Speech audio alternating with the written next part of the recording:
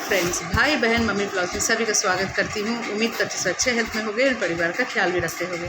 तो समर इतना ज़िद्दी हो गया है कि वो पार्क से जाने का नाम ही नहीं लेता। और यहाँ गुनगुन अपने पापा को लाई है समझाने के लिए समर को कि वो उन लोगों के साथ उनके घर चले।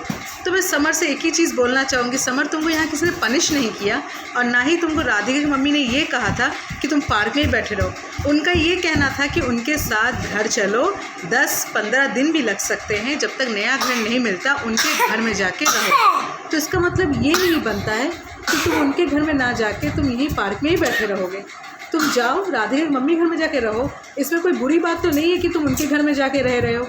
और यहाँ पे तुम जो गुनगुन के घर में जाओगे तो यहाँ थोड़ा तो अटपटा लगेगा कि गुनगुन घर में जा रहे हो, पर हाँ, गुनगुन के पापा जो कि अलग रहते हैं उनके घर में जाके तुम रह सकते हो। गुनगुन के पापा के घर में जाके तुम रहो। और या तो मैं गुनगुन के पापा से रिक्वेस्ट करूँगी कि आप एक बार राधिका की मम्मी के पास जाओ और राधिका की मम्मी से सीधी बात करो कि वो आप लोग के घर में नहीं रह रहा है और वो पार्क में बैठा हुआ है, वो मेरे घर में भी नहीं जा रहा है मेरे साथ रहने के लिए। हाँ, गुनगुन के घर में ना जाए बेशक, क्योंकि गुनगुन घर में ध्रुव है और गुनगुन घर में जाने का कोई मतलब ही नहीं बनता, मगर वो आपके घर में जा सकता है क्योंकि आप जेंट्स हो, अकेले रहते हो। आपकी वाइफ वो तो दिखती नहीं, उनका तो छोड़ ही दो, मगर आपके घर में वो जा सकता है। इंसानियत के लिए ही सही, इंसानियत के लिए ही आप आए हो समर के पास, और इंसानियत ही सबसे बड़ी चीज़ होती है। तो मैं तो आपसे एक ही रिक्वेस्ट करूँगी कि आप राधिका की माँ से बात करो, और या समर से मैं बोलूँगी कि तुम एक बार राधिका के घर में जाओ, राधिका की मम्मी से बात करो, या अपने लिए एक फ़्लैट ढूंढो।